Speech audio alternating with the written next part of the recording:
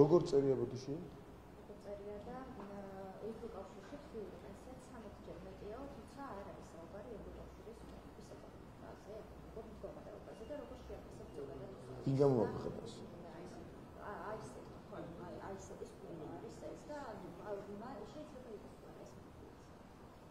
იცით რა არის ყოველთვის როცა ასეთ შეკითხვებს ჩვენ პასუხს უნდა ვაფასებთ ყოველთვის ამას მე ოპონენტები გითვლიან თითქოს რაღაცა ევროსკეპტიკურ განცხადებას ვაკეთებთ ჩვენი გზა ჩვენ ძალიან კარგად ვიცით ჩვენი გზა არის ღირსეული ღირსებით და ევროპის გზა 2017-ში კონსტიტუციაში ავსახეთ და ჩვენ ჩავწერეთ ეს მაინც არავის დაუძალებია ეს რბილად რა თქმა უნდა შესაბამისად ამისა ყოველ ჯერზე სიმართლის თქმას ხანდახან აფასებენ იმათ რომ ვიღაცას თითქოს ჩვენ თავს ესხმოთ. ამიტომ სწორად უნდა გაიგოს მარტივი ფაქტობრივი შეფასება ყველა. არ ჭირდება ქართველ ადამიანს, საქართველოს მოქალაქეს ტყუილის თქმა იმისათვის რომ ევროპა და ევროპელობა მოეწონოს, იმიტომ რომ ძირძველი ევროპელები ვართ და მათ შორის საქართველოს მოსახლეობის უდიდესი უმრავლესობა შეთანხმებულია იმაზე, რომ ჩვენი გზა არის ევროპაში. და ტყუილების თქმა და манипуляცია ევროპა რა კარგია, ევროპა რა თქმა უნდა კარგია, მაგრამ ისეთი რაღაცების თქმა რომ ტყუილით ვადასტურებთ პირიქით უფრო ნეგატიურად მოქმედებს ევროპასთან დაკავშირებით რაღაცას რომ მატყუებ. მე ვიცი რომ ევროპა კარგია, იმ გაგებით რა გაგებითაც ქართველი ადამიანის ხასიათში ეს ძირძველი ევროპელობა, ქრისტიანული, დემოკრატიული ევროპა და რა საჭიროა ტყუილი იმისათვის რომ ევროპა კარგია. აი როგორ პარადოქსალურად გამორიცხავს ხანდახან შეიძლება იეჭვიანო კიდევაც იმაზე რომ ეს ადამიანები პირიქით ხო არ მოქმედებენ დასავლური ცივილიზებული სამყაროს საწინააღმდეგოდ ან იმისათვის ხომ არა რომ ვიღაცა მაგალითად ქართული ოცნების რომელიღაცა სპიკერს თუ მომხრეს წარმოადგენენ რაღაცა манипуляციურია, სპეკულაციურია, თქვათ სიმართლე. ძალიან კარგია ის რომ საქართველოს ეკონომიკა უახლოვდება ნენელა დღითი დღე ვითარდება ევროპულ მინიმალურ დავარქვათ ასე სტანდარტს. ეს ძალიან კარგია.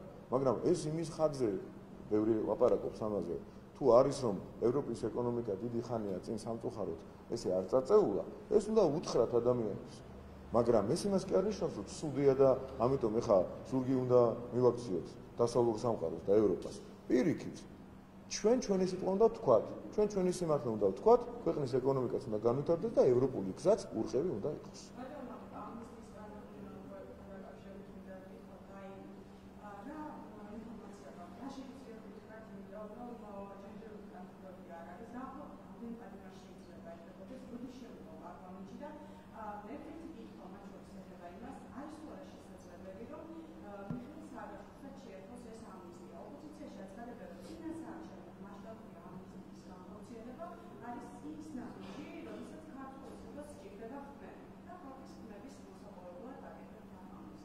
თქვენ იტყუებით, როდესაც ეთერიდან ადამიანებს ეუბნებით, რომ ეს არის წინასაარჩევნო, იქიდან გამომდინარე, რომ თქვენვე ძალიან კარგად იცით, არაერთი თვეა, რადგან ამაზე, როდესაც ამაზე მიდის ლაპარაკი უკვე დიდი ხანია. მე შემიძლია მტკიცებულებებს კი არ მოგიდგინოთ, მაგალითად, დიდი სიამოვნებით გაგიხსნით ახლავე, თუ თქვენი სურვილი იქნება, ოღონდ საჯაროდ ამას ვერ გავაკეთებ.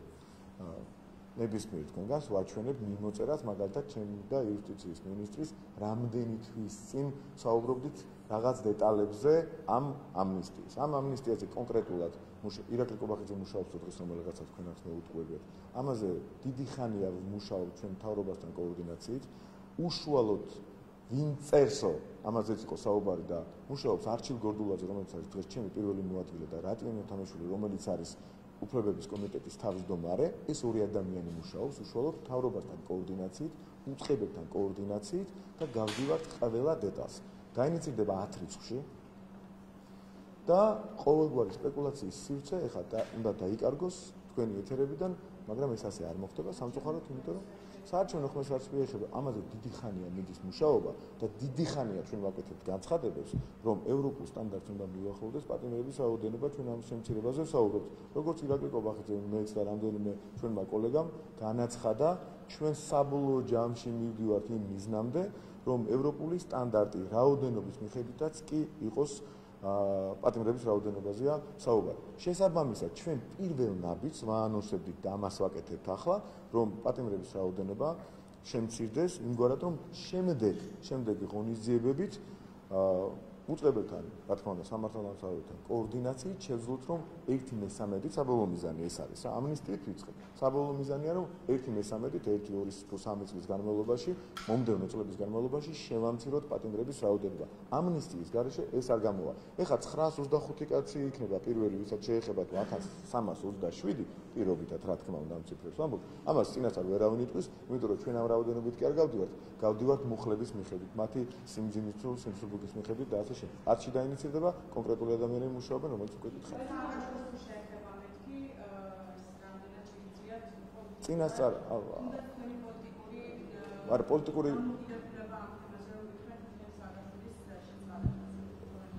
შეწყალება არაფერს შუაში ამნისტიასთან აბსოლუტურად სხვა არ უშავს. არ მგონია, მე გავლილი მაქვს დეტალები, რომელიც რა თქმა უნდა ვიცით დღეს ამაზე ვერ ვილაპარაკებ, იმიტომ რომ უამრავი ცვლილება შეიძლება შევიდეს, ვიდრე დაინიცირდება, იმიტომ რომ მუშა პროცესია. მუშა პროცესში არც ერთი ადამიანი, რომელიც თქვენ წინაშე დადგება და დეტალებზე ვილაპარაკებს, მართალი არ იქნება, იმიტომ რომ მუშა პროცესში შეიძლება დღეს ამ წუთშიც რაღაცა მუხლი ეწეროს, ხვალ აღარ ეწეროს ამ პირიქით, იმიტომ რომ გავდივართ სამართალდამცავ რისკების, პრევენციული რისკების, პრევენციული მიზნების, ყველაფერს გათვალისწინებს დანაშაულის სიმძიმის და უამრავი საკითხია. ზოგადად პრევენციულია საჯელის სანქცია, ნებისმიერი საჯელის სახე და სანქცია ნებისმიერი, აქედან გამომდინარე პრევენციული სწორი მიზნებიდან გამომდინარე, რაც სახელმწიფო პოლიტიკასაც ასახავს პრევენციასთან დაკავშირებით დანაშაულის პრევენცია შეეხება, აქედან გამომდინარე ჩვენ ვცდილობთ, რომ აბსოლუტურად სწორი, მათ შორის დანაშაულთან ბრძოლის პოლიტიკიდან დაწყებული კონკრეტული პრაქტიკული თვალსაზრისით მივიღოთ ასეთი გადაწყვეტილება. არა, გამორიცხული მგონია, იმიტომ რომ მე რა მუხლებსაც ვიხსენებ, მისი მუხლები აქ არ უნდა ეწერო და დიდი სურვილიც არ არის ამის პირდაპირ გეუბნები.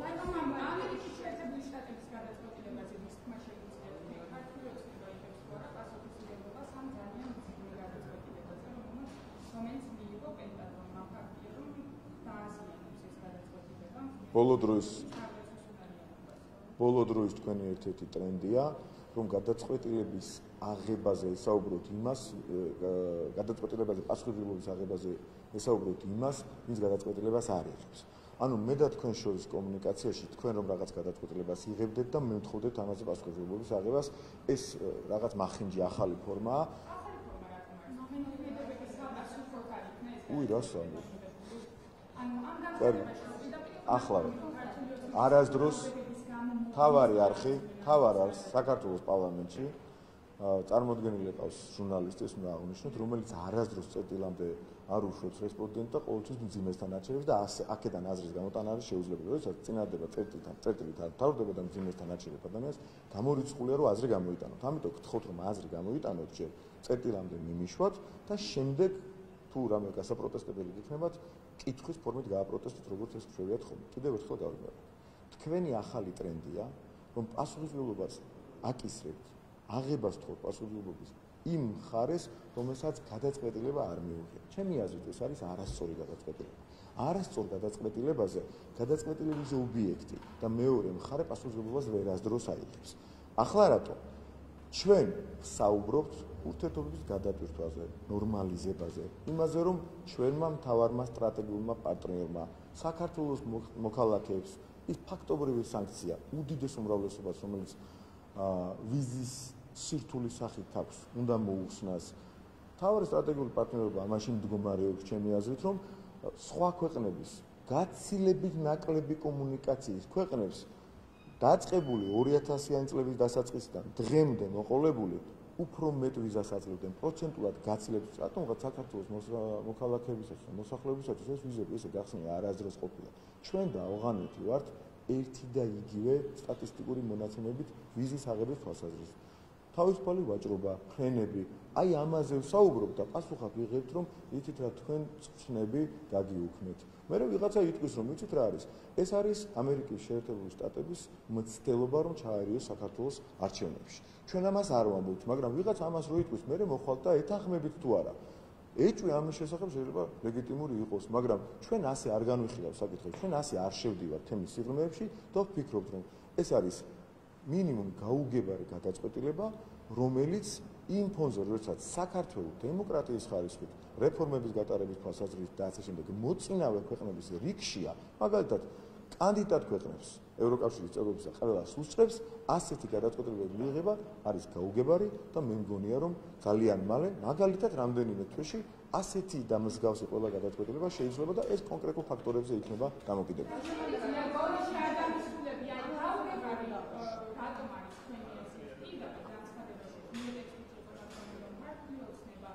უბრალოდ რომ უხდებს ამერიკის შეერთებულ შტატებს დეзинფორმაციას რომ აუცილებს გასაგებთან მიმართებით ამ ყველაფერმა გამოიწვია ის რომ ჩვენ მოგვიწია ამ რადიკალური ნაბიჯების გადადგმაო.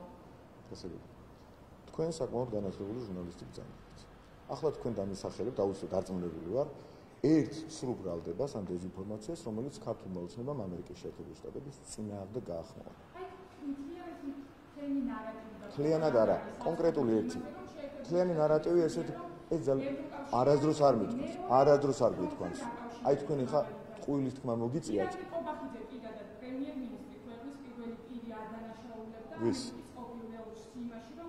ყოფილი ელჩის დადანაშაულება თუნდაც ასეთი. ვის? ტყუილია, ტყუილს ნახეთ. ამოაგდეთ, კი ბატონო, არასდროს. ეხლა თქვენ მოგიწიათ არგუმენტების ჭყალებში გაправება ტყუილით.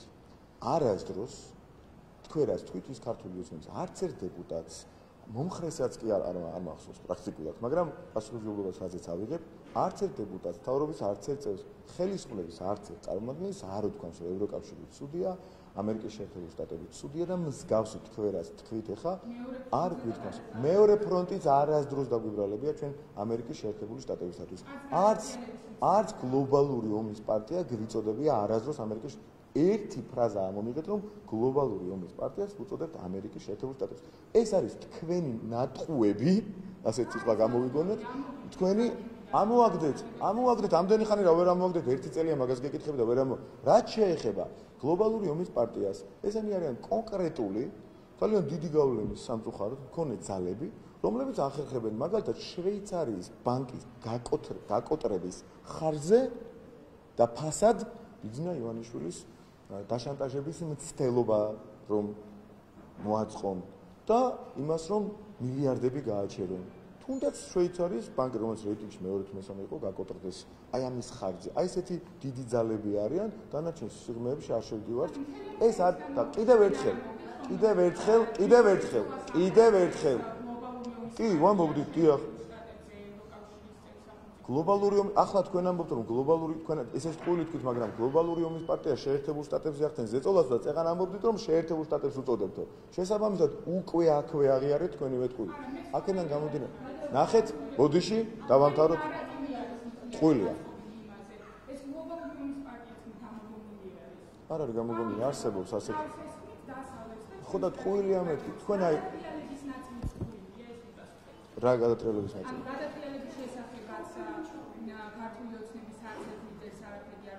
ქვეყნებზე და ევროკავშირზე? არა. არასდროს. ასეთი ფრაზა ერთი მაჩვენებ, რომ ამერიკის შეერთებულ შტატებს სურდა თქვენ ახლა რასაც იტყუებით, ამერიკის შეერთებულ შტატებს სურდა გადატრიალება მოეწყო საქართველოში, ასეთი ფრაზა არასდროს ჩვენი პირიდან არ ამოსულა. შეძამ, ბოდიში დამოთორები მეტყვით. და თქვენ ამას დღენიადაგ ატყუებთ საზოგადოებას. ამაშია მთელი პარადოქსი. და თუ კი ახლა თქვენივე პირით ამბობთ პრაქტიკულად ახლა კი არ გითქვამთ ასეთი მაგრამ პრაქტიკულად იმას ადასტურებთ ირიბად თუ პირდაპირ რომ ესე იგი ამერიკის შეერთებულ შტატები წვრთნების გაუქმების გადაწყვეტილებაში დაეხდინოთ სრულ ინფორმაციას იმის შესახებ რომ თითქოს საქართველოს თავს ესხმის ამერიკის შეერთებულ შტატებს თქვენ ამის დამადასტურებელი ვერანაირ მტკიცებულება ვერ მოიტანეთ ეს იმას ნიშნავს რომ გაუგებარია გადაწყვეტილება და დიდი მადლობა რომ მომეხმარეთ არგუმენტების გამყარებაში რომ გადაწყვეტილება მართლაც გაუგებარი შეიძლება იყოს იქნა გამომდინარე რომ ამას საფუძველი არ აქვს შესაბამისად ჩვენ თუ ლაპარაკობთ არ ვერიდებით კი ბატონო უფრო სიღრმეში არ შევდივართ საზოგადოება დასკვნებს აკეთებს ჩვენ პირდაპირ ვაცხადოთ ჩვენ არ ვლაპარაკობთ ამერიკაზე როგორც ქვეყანაზე ჩვენ ვლაპარაკობთ ამერიკაზე როგორც ხალხზე როგორც ასეთი ჩვენ ამერიკის შეერთებულ შტატებს არასდროს არც ერთ მომენტში ახლაც გიდასტურებთ თუ ასე გაიგეთ არ გაგიგიათ მაგრამ მაინც რომ ამერიკის შეერთებულ შტატები როგორც ასეთი არ წარმოადგენს არც გლობალური ომის პარტიას, არ წარმოადგენს არც იმის წყაროს, რაზეც თქვენ საუბრობდით. ჩვენ გვაქვს კონკრეტულ ძალებზე საუბარი, რომლებიც იმგვარად ხშირ შემთხვევაში აკონტროლებენ სიტუაციას და ახდენენ გავლენას ისეთ სტრუქტურებზე, როგორებიც შემდეგ გადაწყვეტილება უნარი არიან მთელი მსოფლიოს მასშტაბით. შვეიცარიის სადღაც დაკარგულები არ არიან, სად არიან, რას ნიშნავს? რას ნიშნავს სად არის? თქვენ გინდა თქვათ, რომ ესენი არიან დასავლეთში და აი გამოიჭირა ეხლა მამკამდე. არა, არ შევდივართ უფრო მე ციღმეში არ. თქვენ ერთი კითხვა დაგისვამთ, როდესმე ვინმესთვის თქვათ ჩვენს ოპოზიციაში, ეს ხალხ ვინ უზრუნველყო ის, თქვენთვის კითხვა არ ჩნდება, ვინ უზრუნველყო ის, რომ შვეიცარიის ბანკი გააკოტრა, ოღონდ ფაქტობრივი სანქციები დაედო ბიძინა ივანიშვილიშვილს. ეს უბრალოდ მოხდა? ვისი მითითებით, ბოდიში დასანქცირებული 2 მილიარდის გაჩერება თქვენ ფორმალურად, ბოდიში, ახლავე დავამთავროთ. კარგი. მოდი შევთანხმდეთ ასე, რომ თქვენი შეფასებით რადგან ფორმალურად სანქცია არ ადევს ბიძინა ივანიშვილს და ბატონი ბიძინას 2 მილიარდი დოლარი გაჩერებულია ბანკში და სასამართლოს გადაწყვეტილებების მიუხედავად ამ ფულს არ აძლევენ, ეს თქვენი აზრით სანქცია არ არის. კერძო დავაა და სანქცია არ გასაგები. თქვენ დეტალებში იმიტომ არ გავიგე. ეს ასე არ არის. მაგრამ 2 მილიარდის გაჩერებას სასამართლოს გადაწყვეტილების საწინააღმდეგოდ, სამართლებრივი სისწორის საწინააღმდეგოდ თქვენ არ ეძახით სანქციებს. მე ვეძახი. ახლა საზოგადოებამ და მაყურებელმა განსაჯოს, თქვენ ხართ მართალი თუ მე ვარ. თქვენთვის ეს არ არის გაუჩერეს 2 მილიარდი საკუთარი ფული და თქვენთვის ეს სანქცია არ არის. ჩემთვის არის. გასაგებია. დასავლელი ლიდერები არის შემთხვევები, როდესაც მაგალითად გვინახავს არა მხოლოდ ზეპირი განცხადება, არამედ წერილობით დასაბუთება იმის შესახებ, რომ ეთნობიან მაგალითად ქართულ არის ესეთი ქართული NGO-ების ციტირებენ, ეს კარგია რომ ციტირებენ და ჩემი აზრი კი არ არის წეწერენ, არამედ აი ამას ციტირებენ. შესაბამისად ამისა, ჩვენ ვერ შევთანხმდებით ჩვენთვის სანქცირება და ყველა ობიექტურად მოფიქრალი ადამიანისთვის ეს არის სანქცირება. ამიტომ როდესაც ასეთი უსამართლო რაღაცები ხდება, ამის უკან ვიღაც დგას. ეს ვიღაც ვინ არის? თქვენი აზრით. არავინ უბრალოდ ხდება. გასაგებია, მადლობა.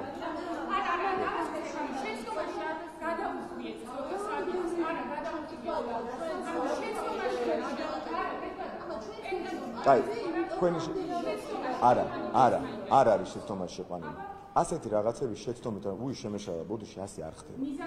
ეს არის გადაწყვეტილება შვენთვის გაუგებარი, იმიტომ რომ რაც საფუძვლად იყო მითითებული, იმისი მტკიცებულება თქვენც კი მთავარი არხის ჟურნალისტმა ვერ წარმოადგენთ. გადამისახელეთ, ზოგადად, ბოდიში ახლა სიტყვებით, იმიტომ რომ არ დაგისახელებიათ, ამოიღეთ, როცა ამოიღეთ, მაშინ ვილაპარაკოთ.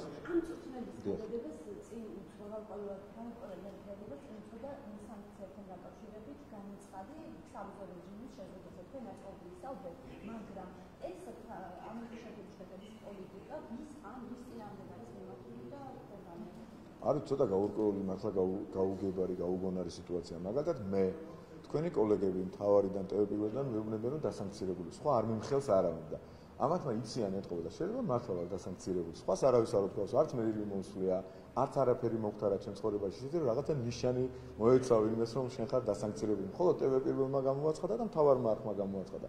სხვა ნიშანი არავის მოუწია. შესაბამისად ერთი მხრივ არ მინდა ამ კონტექსტში არასერიოზულობაზე ვილაპარაკო, იმიტომ რომ ესეც შეფასება მათი მხრიდან თავდასხმად ამერიკის შეერთებულ შტატებზე მე ვესხმით. ასეთ სისულელეებს გავიგებთ ხოლმე კონკრეტული ეთერებიდან, მაგრამ ცოტა უფრო სერიოზულად ვილაპარაკებთ ამ თემაზე. თუ ეს სანქციები მართლაც არსებობს ბუნებაში, რა თქმა უნდა უსამართლოა. იმიტომ რომ პირველი შემთხვევა, როდესაც სანქციაზე მიდის საუბარი, კანონის მიღებისთვის, იგივე კანონისთვის, რაც თავად ამერიკის შეერთებულ შტატებში მოქმედებს. თქვენ წარმოიდგინეთ, გახსენდებათ ერთი ფაქტი, ვინმეს გაეპროტესტებინოს გაცილებით მსგავსი ანალოგიური გაცილებით მკაცრი ანალოგიური კანონი საფრანგეთში ბოლოს მიღებული. გახსენდებათ ერთი შემთხვევა კანადაში გაპროტესტებული. რატომ არ გააშუქეთ? იმიტომ რომ არის. და საქართველოში ამას მოყვა მასობრივი პროტესტი, რამდენად დიდ ფეიქთან ჰქონდა საქმე, რამდენად შემთხვევით არ დაგვირქმევია საუკუნის თაღლითობასთან საუკუნის 100-200-თან გვაქვს და გქონდა საქმე, როდესაც ადამიანები თავს იბრაზებენ არარსებული პრობლემის გამო. უბრალოდ საქართველოს მოსახლეობის რაღაც ნაწილს აი ამ გამალებული პროპაგანდით შიდა რესურსით ამას ვერ მოახერხებენ. ვინ არის გლობალური გუნდის პარტია თქვენი კოლეგა რომ ეკითხება, მათ და ნებისმიერ მათგან შევახსენებ, რომ არა ამხელა ჩართულობა გარე ძალებისა საქართველოს მოსახლეობის ასე მნიშვნელოვანი ნაწილი, თუნდაც 20% იყოს, დიდი ნაწილია საქართველოს მოსახლეობის 20% ლაპარაკობს, რომელსაც ჯერა კოლეგების მიხედვით ვარდება, რომ ჩვენ რუსული კანონი მივიღეთ. ჯერა 20%, ჩვენ მივიღეთ რუსული კანონი. საუკუნის თაღლითები რომ ადამიანს დააზიანებენ ზოგს ბინას წაართმევენ, ზოგს ფულს, ზოგს რაღაცას. ის ადამიანები, ცუდი ადამიანები და უჭკუ ადამიანები კი არ არის. ძალიან ბევრ შემთხვევაში უბრალოდ თაღლითობის ხარისხია ისეთი მაღალი, რომ აჯერებენ. მე ადვოკატი ვიყავი, მანამდე გამომძებელი ვიყავი და ძალიან ბევრი დაზარალებული, ძალიან ჭკვიანი, წარმატებული, გონიერი, კარგი ადამიანი მინახავს დაზარალებული თაღლითმა რომ მოატყუა. ასევეა თაღლითობის მსხვერპლი გახდა ადამიანების გარკვეული ჯგუფი ამ ქვეყანაში. და დაიჯერეს, რომ ეს მართლა რუსული კანონია.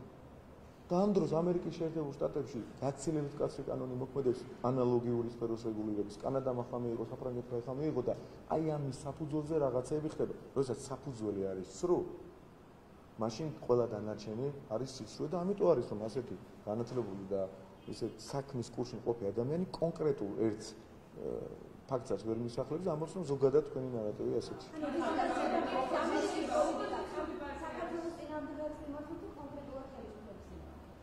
ნახეთ ერთი წამითრაშია საქმე.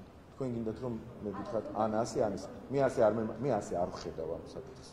მე როგორც ვხედავ ისე უკვე მოგიყევით, მე საკითხს ვხედავ ისე, რომ სრულ ნარატივზე სიცრუეა. ვინც არ უნდა თქვას, საქართველოში მიიღეს რუსული კანონი, ეს მოცემულობა არის სიცრუე.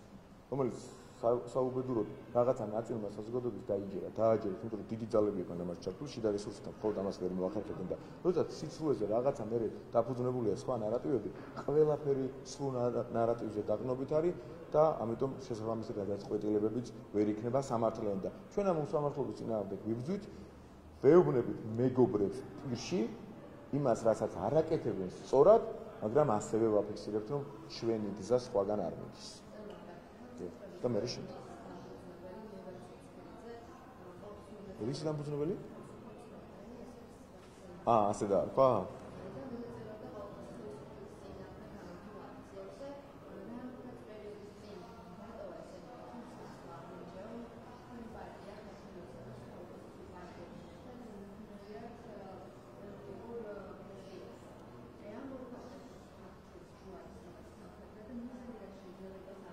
პირველი, ამ ბოლო დროს მტკიცებულებებით, მსგავსი თემებით დასტურდება, რომ NGO სექტორი, მდიდარი NGO-ების უდიდესი ნაწილი განსაკუთრებით გადაჯაჭვულია მთლიანად პოლიტიკაზე და შესაბამისად მათი დაფინანსება ნიშნავს საქართველოში პოლიტიკის დაფინანსებას, პარტიების დაფინანსებას, რაც არის კანონით აკრძალული.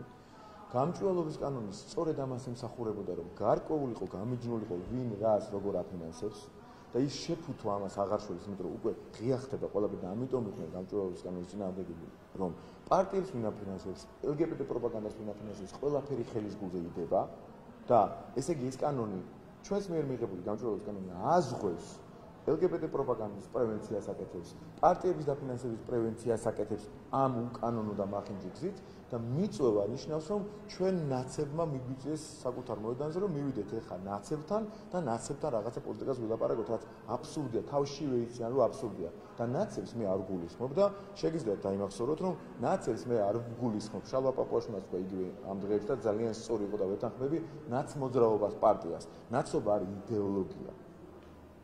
და ეს იდეოლოგია ამ ქვეყანაში გასახანს ვერ პოვებს, მაგის გარანტიას გაგვით. ამიტომ ვამბობ ჩვენ რომ არათუ ჩვეულებრივი მრავალწლობა, არამედ დიდი ალბათობით საკონსტიტუციო მრავალწლობაც უნდა მოვიპოვოთ, რომ ნაცობა როგორც იდეოლოგია და არა პარტიული მიკუთვნება ან კუთვნილება უნდა გაქრეს საერთოდ. ეს არის დამანგრეველი, ფაშისტური, სრულ ნარატივებზე დაყრდნობილი იდეოლოგია, რომელიც ერთბაშად ითვალისწინებს გარე დავალებების შესრულებას და ბოროტების განხორციელებას ამ ქვეყანაში.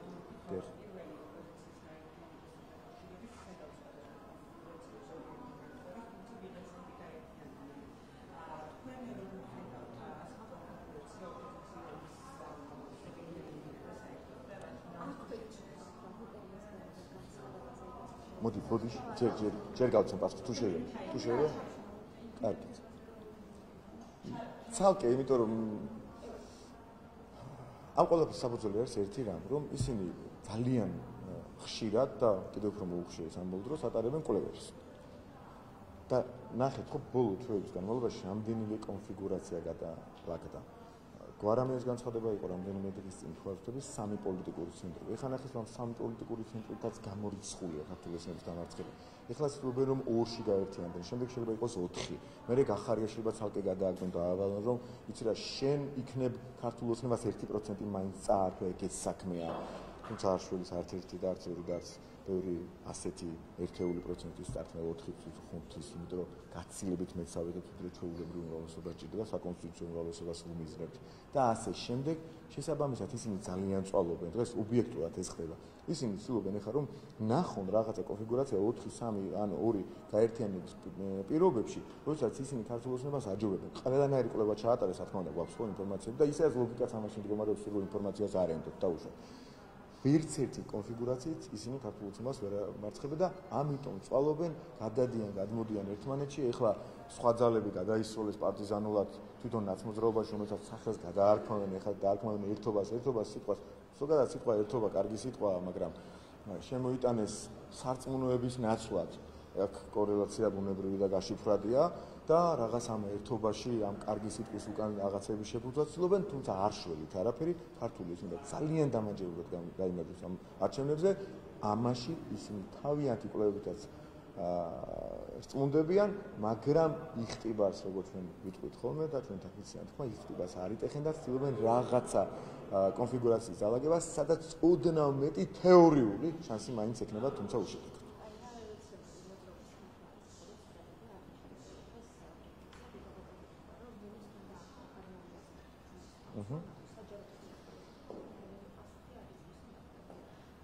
ზუსტად იგივე პასუხი მაქვს. ნახეთ, ისინი გამუდმებით ატარებენ კვლევებს და ვერ დასვეს ჯერ კონფიგურაცია, რამდენი გაერთიანების შემთხვევაში შეიძლება თეორიული შანსი მაინც გაუჩნდეს, რომ ქართული ოცნება დაამარცხონ. ასეთი შანსი ვერ ნახეს ვერც ერთ კვლევაში.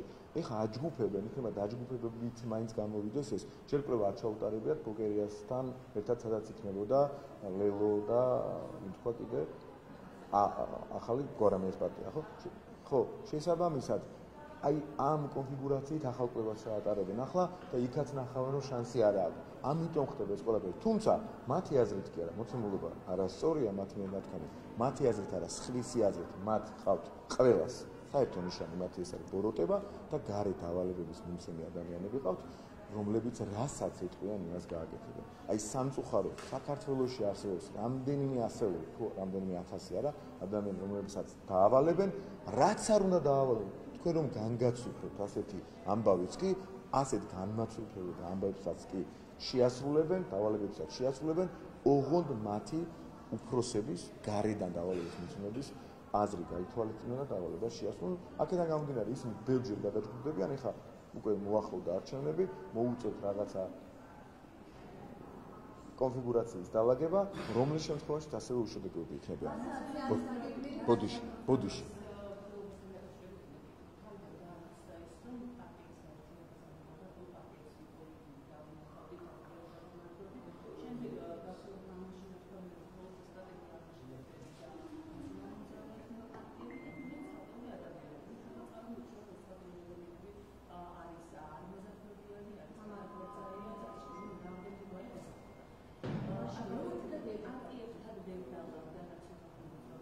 არა. სულ ტყუილია ეს ყველაფერი. დამიჯერეთ, დაალაგება ერთმანეთში, ასეთი რაღაცა, ასეთი პროცესი პრაქტიკულად არ მიმდინარეობს. რეალურად არის, გარედან მათ ეუბნებიან, აბა ეხლა გატესტეთ ერთმანეთი, აი თქვენ და თქვენ. აბა რა მოვარდება კვლევაში. რამდენი 4-5 ვარიანტი უკვე გატესტილია და კვლევაში ისეთი კონფიგურაცია ვერ დაალაგდა ვერც ერთში, რომ თეორიული შანსიც კი გაუჩნდეთ, რომ მათ ერთობლივად ყველამ ერთად, ანუ ნაცებმა ყველამ გაიმარჯვოს ქართულ ოცნებას. ასეთი ვერ დაალაგეს. ეხლა ახალ გარედან დავალებებს იღებენ ისინი. ისინი თავის კონკრეტული ადამიანები გაინტერესებთ? ქვეყნის გარეთაც. ახალია?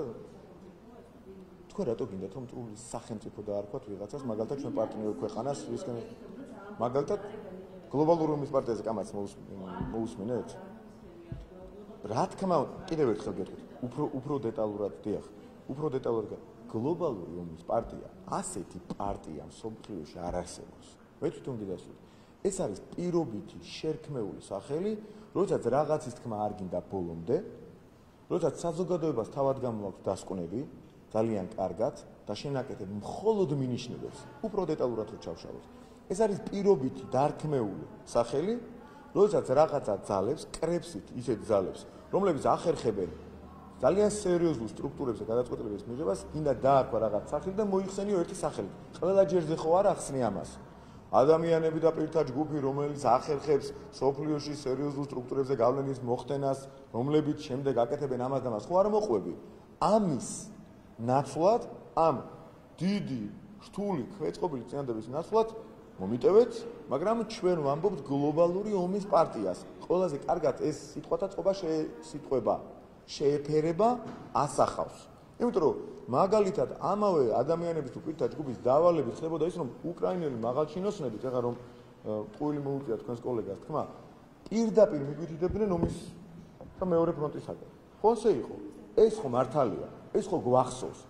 ირიბად, როგორც მინიმუმ თუ პირდაპირ არა საქართველოში, მაგალითად სახალხო დამცველი მაშინდელი ხო გამოდიოდა და ბომბების წვიმა მირჩევნიაო. დიახ ომი მინდაო ბატონი აგვარია ჭიაბერაშვილი. ხო ამბობ, დიახ ომი მინდა. ხო ამბობდა. ეს ხო მოსმენილი გვაქვს, რატო ხრება თქვენი მეხსიერებიდან ეს, რატო არ გახსოვთ? ესენი თავისით ლაპარაკობდნენ? დიახ. როდესაც თქვენ ხარ 2 წლის წინ გარკვეულ ამბის გარკვევას ცდილობთ აქ და უკვე გვიანია ძალიან სხვა რაღაცას მეკითხებით პასუხობთ და დიახ. ხო და გეუბნებით, აი ხა რა ძალებზეც მე ვსაუბრობ, რა ძალებზეც შევთანხმდით. ეხლა თქვენ დაიწყეთ ჩხუბი. როგორ არა? წყნარად რომ უხეშად ჩაერევით, ჩხუბი არ არის და ხმას რო უწევს ადამიანი, ოღონდ ყველანაირი ფორმის დაცვით ის არის ჩხუბი? ამაზეც ვერ თანხებით. ნახეთ თქვენ საიდან ხართ? TV24 რა? ახალია? ესე იგი. TV24 რატო ჩაჯდა ნაცების ტრენდში, არ ვიცი. თქვენ ეხლა, იმიტომ მარტო ნაცები მეუბნებიან, ჩხუბობს არავის არ უკადრებია. არა, ნაცი ხარ თუ არა, ნაცების ტრენდში რატო ჩაჯდა თქვენ? ნახეთ, ნაცების ტრენდია ტყუილი. მაგალითად თქვენ ეხლა მოვიტყუეთ, რომ ნაცი ხარ გიწოთ, ხო არ მithქვამს? მე ნაცი ხარ თქოს, იმას ნიშნავს, რომ საიდან გამოდის? არ გამოდის. არა, ნაცების ტრენდში არა ნაცი ბევრი ზის. როგორ არის ის? კარგი, გაგეცით პასუხი არ დაგა. ერთი წამი.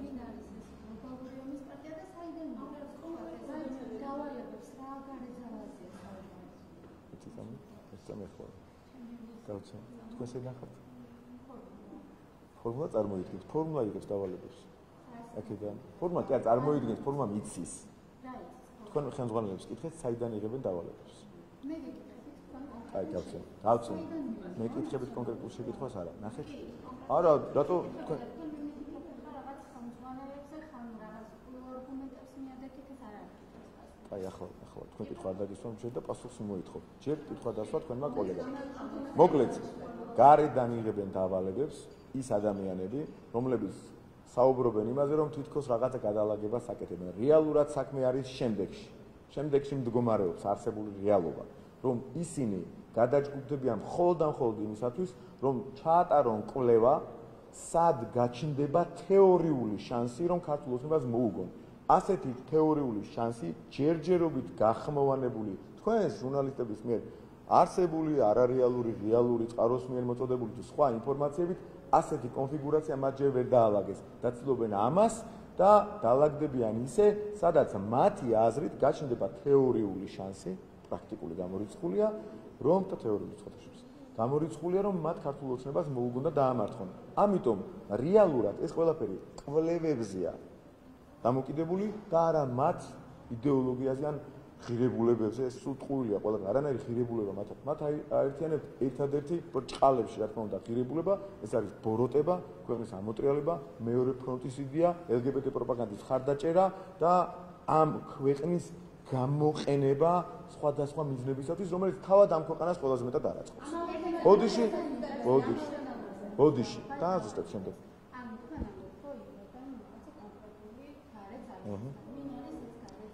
არასდროს ჩვენ ამას არ ვაკონკრეტებთ. ერთი წამით დამთვალიერებინეთ. არასდროს ჩვენ ამას არ ვაკონკრეტებთ. იმიტომ რომ როდესაც ჩვენ ვთქვით ასეთი ფრაზა, ხო არ გავურბიო რა მკითხავს, ნახეთ, გლობალური ომის პარტია. ეს არის ჩვენს მიერ შერქმეული ტერმინი.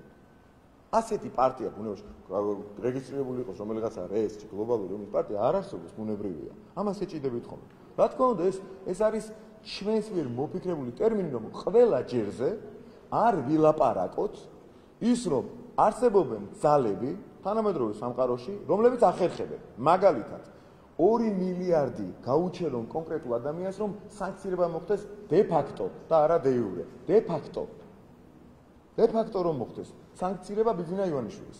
არიან ადამიანები, რომლებიც აგერ ავალებენ ადამიანებს, უკრაინის ხელისუფლების წარმომადგენლებს, რომლებიც მერე თავის მხრივ ამბობენ, რომ დიახ, საქართველოს უნდა ჩაერთოს ომში, უნდა დაეხმარონ. უშიშროების საბჭოს დივანი ლაპარაკობდა ამას. ვიღაც მათი მომხრე, რომელიღაცა მართველი პარტიის უშიშროების საბჭოს დივანი საუბრობდა ამას. დიახ, უზრუნველყოფს იმას, რომ ქვეყანას, რომელიც ევროკავშირისვე მონაცემებით არის პირველ ადგილზე კანდიდატ ქვეყნებს შორის, ვერ იღებს თავის დროზე კანდიდატის სტატუსს და მხოლოდ 1 წლის შემდეგ ახერხებს დიდი ბრძოლის შედეგად ამას. ამას მარტივი ძალისხმევა, სუბუქი, სუსტი ძალისხმევა ხო არ ჭირდება და ხო ვერ მოახერხებს სუსტი ძალა. რაღაცა უბრალოდ ერთი პოლიტიკოსი ან ვიღაცა 1-2 რაღაცა ჯგუფი. ხო მარტივია ამის მაგრამ ამას როდესაც შენ წინ ხარ და 1 წლის დაგვიანებით იღებ გაცილებით უკან მყოფ ქვეყნებთან შედარებით კანდიდატის სტატუსს. აქ ხო რაღაც ძალა დგას ამის უკან. აი ამ რაღაც ძალას ვეძახი ჩვენ მოკლედ რომ გამოვხატოთ ჩვენი პოზიცია გლობალური ომის პარტიას. გასაგებია ხო? ერთი წამით, კაცო, ერთი წამით, ხო? ძიმე, მაშინ უნდა გაამყაროს შესაბამისი არგუმენტები და გლობალური ომის პარტია კი უნდა დაარქვათ, მაგრამ რაღაც ძალას. და თქვათ, რომ ეს არის რაც არის, თუ ეს მართლა არსებობს ბუნებაში და თუ ეს არ არის. კარგი. ძალიან კარგი, დიდი მადლობა, ეხლა რა კითხვას დასვით. თუ ეს არ არსებობს, ასეთი რამ, ასეთი ძალები თუ თანამედროვე სამყაროში არ არსებობენ, თანამედროვე სოფლიოში თუ არ არსებობენ, მაშინ თქვენ ხო საწინააღმდეგო პოზიცია გაქვთ ბუნებრივია. თქვენ იჯერებთ რომ ეს ხდება ისე უბრალოდ.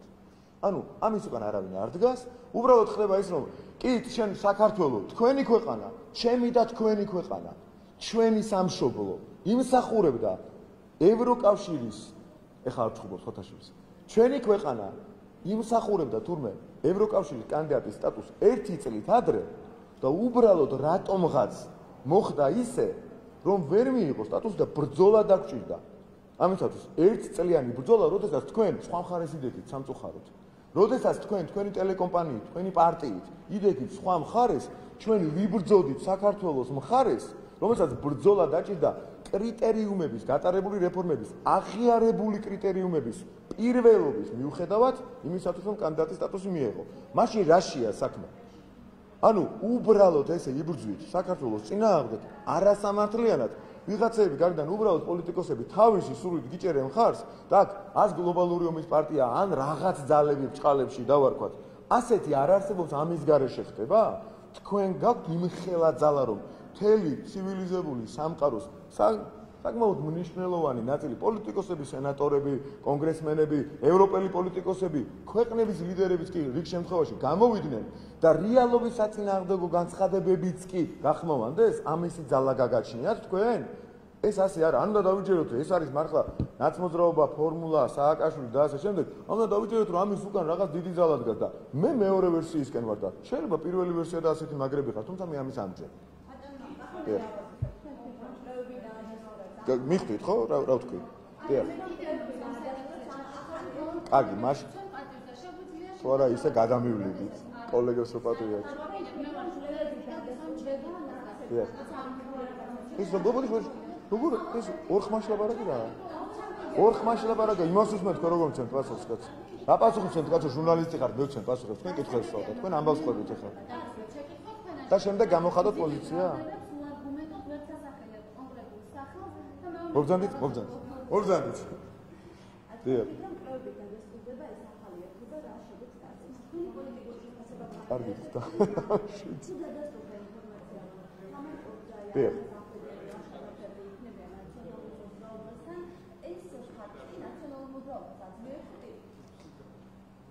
ნაცმოძრაობას ვეღარაფერი ვეღარ გააძლევს, იმიტომ რომ მკვდარი არ ცოცხლდება არაფრით. არანაირი წამალი არ გამოგონილა თანამედროვე სამყაროში, მკვდარი გააცოცხლოს ასევე ნაცმოძრაობა.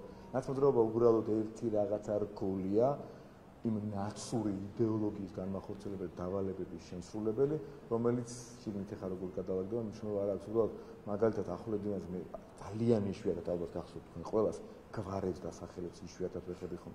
მაგრამ ახლა როცა ვისმენ რამდენად ამორალურია ეს ყველაფერი ჩემთვის, რომ ადამიანს, რომელიც მესადაც ვარ დღეს ქართულ ოცნებაში, აღმასრულებელი მდივნის პოზიციაზე ერთი პერიოდი იყო, ამ პოზიციაზე მუშაობდა და ხვალ ვინმეს რა მორალში ჩაჯდომით წარმოუდგენე, რომ მე შეიძლება იქ აღმოჩნდე. აი, ალბათ სოცხალი არ უნდა ვიყო, რომ მე ნაცმოძრაობის რიგებში აღმოჩნდე, ამ მკვდარს თუ მიმიტანენ, ცოტა გაგაზედმეტებული და უტრირებული და ბოდიში ამისათვის, მაგრამ აი რა მორალმა უნდა მეუყვან ისინი, რომ დავალებების შემსრულებლები არ იყვნენ ხალხო. როგორ უნდა, ან რა დავალება უნდა შეასრულო, ან რითი უნდა გაშანტაჟებდნენ, რომ თავის დროზე ქართული ოცნების აღმასრულებელი მდივანი ადამიანი მეუბნებით, რომ ნაცმოძრაობის სიაში იქნებაო. ნუ არ ვიცი, ეს კომენტარი იქით არის, შეუძლებელი იქით არის. ალბათ რაღაცა, არ ვიცი, კომპრები არსებობს ამ ადამიანების წინააღმდეგ. რაღაცა მართლა დიდი ძალა თქვენი კოლეგა რო ვერ იჯერებს და ახშოთებული აგერ და საერთოდ არგუმენტი არ არსებობს. აი ასეთი რაღაცები არსებობს. რაღაცა ძალიან დიდი ძალა დგას, დიდი ბოროტება დგას, არ ვიცი, ამ ყველაფერს უკან დავალებების სახით, ბოროტი დავალებების სახით, რომ ქართული ოცნების რიგებში მყოფი კი არა, ერთ-ერთი ხელმძღვანელი ნაცმოძრაობის სიაში ხვდება. ნუ არ ეს ჩემთვის წარმოუდგენელი ამორალური რაღაც იმის იქით არის. მაგრამ ჩემი ზოგადად თამარ კოზაია, დავით ქაცარავა, ზაზა ბილაშვილი, გია ჩაფარიძე და ლაშა ვაკრაძე. თუმცა ეხლა სუსტად იგივე აზრი მაქვს ყველასთან დაკავშირებით, რაც ახლა ვიყავ.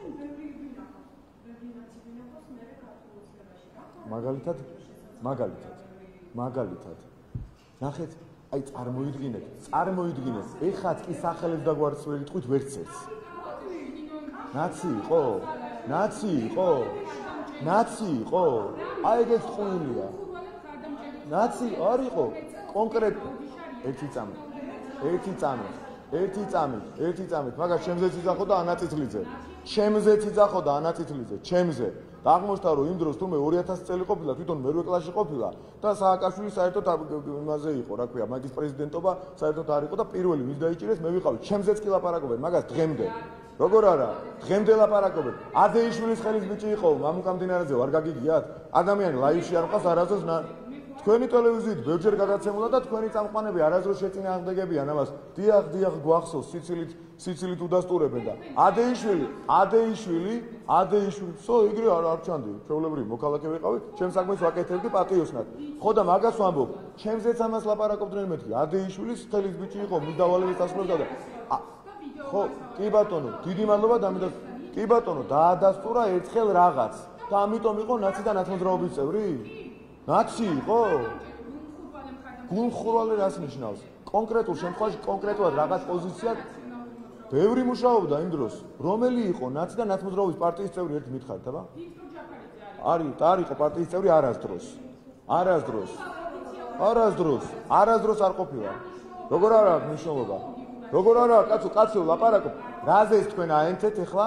მე ვლაპარაკობ ადამიანზე, რომელიც მე რა პოზიციასაც ვიკავებ დღეს ქართულ ოცნებაში, ხალხო ამორალურია, ამიტომ ამბობ. რაზეც თქვენ ახლა აენთეთ, ქართული ოცნების აღმასრულებელი მდივანი იყო და ამის საპირწონეთ და დამიყენეთ ფაქტი, რომ ვიღაცის 2007 წელს, როცა სანამ ბოლომდე აურებდა, ხარდამჭერი განცხადება გააკეთაო. შესაბამისად, განცხადების გაკეთება ხარდამჭერი და აღმასრულებელი მდივნობა პარტიის მერე მოწინააღმდეგე ამორალურ პარტიაში გადახდები არის განსხვავება. აბსოლუტურად დიდი. არა. აი ეს არის იმას. დიდი მადლობა ნახვამდის. მე პროკურორზე კი ბატონო და დავამთავროთ. კი ბატონო. დიახ. და დავამთავროთ თუ შეიძლება რა. გავეც.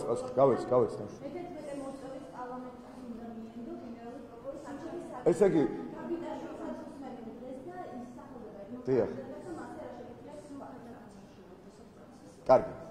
ზოგადად პროცესი არის ისეთი გამჭვირვალე მსოფლიოს არაერთ არაერთ ქვეყანაში რომ ხდება იმაზე ბევრად, ანუ მე ვლაპარაკობ ცივილიზებული სამყაროს დემოკრატიულ წევრებს, იმაზე ბევრად ამ ქვეყნებზე ბევრად გამჭვირვალე პროცესია, აგერ ღია ეთერში უსმენთ, აბა დასერჩეთ, დაგუგლეთ, რომელი იყო ეს და ნახეთ, რამდენ ქვეყანაში ხდება ესეთი გამჭვირვალე პროცესი გენპროკურორის და მთავარი პროკურორის არჩევასთან დაკავშირებით. თუმცა, რაც შეეხება კონკრეტულ ადამიანებს, ჯერ მე ვიყავი კანდიდატი თურმე, წყარო მუთხრა მათ, ტყუილი იყო. მერე თურმე ანდრიო ხანაშვილი ყოფილა, წყარო მგითხრათ, არანაირი წყარო და ნაკადულები არ არსებობს. ჩემთვის საერთოდ არ არის ეს გამართლება. სხვა პასუხისმგებლობაა და სხვათა შორის თქვენ რომ წარმოვიდგინეთ აქ მყოფებმა, რომ მე შეიძლება სხვაგან გადასულიყავ და პოლიტიკიდან გავსულიყავი, ასეთი არალოგიკური რაღაცა, თქვენ მაინც არ უნდა გეთქვათ და თუ თქვენ სამსახურში ვიღაც ამას იგონებდა, თქვენ მაინც ვინც აქ მიყურებთ, დიდი ბოდიში ახლა ცოტა იმერული ხასიათი გამომარჯვება, არ იყო ინფორმაცია. აი, რაზეც გინდათ თავს დავდებ, რომ მსგავს ინფორმაცია ერთი წუთითაც კი ჩემი პოლიტიკიდან გაწევა თუნდაც ასეთ საპასუხისმგებლო თანამდებობაზე არავის არ დაუპირებია, საუბარიც კი არ ყოფილა ამაზე. შესაბამისად ეს იყო ტყუილი და არანაირი წყაროები და ნაკადულები არ არსებობს უბრალოდ თქვენ ნიუსრუმებში იგონებენ ამანდეს. ანუ რა ინფორმაციები ვრცელდებოდა ნაცების მხრიდან ეს იყო აბსოლუტურად ტყუილი. ჩვეულებრივად მიდის პროცესი, წარმოდგენილები არიან კანდიდატები და უპრეცედენტოდ მაღალი გამჭვირვალობით ერთ-ერთი მათგანი, რომელიც იმსახურებს დათანადებული აირჩევა გენპროკურორის თანამდებობას.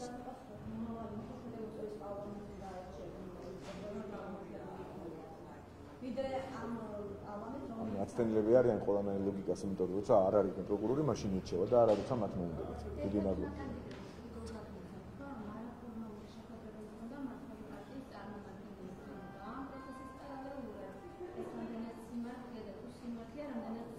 აი გრიგოლ გაგიძე რომ გახდება გენერალური პროკურორი, შემდეგ მე და თქვენ ერთად ვიეჭვიანოთ ამას. მე ჩემთვის ასეთი ცნობილი არ არის, მაგრამ თუ ასეთი არაფორმალური იყო შეხვედრები და ჩუმად რაღაც გარიგებები იყო, როგორც გრიგოლ გაგიძე აირჩევა გენპროკურორად, ამაზე გამოძიება უნდა დაიწყოს ჩემი აზრით. დიდი მადლობა.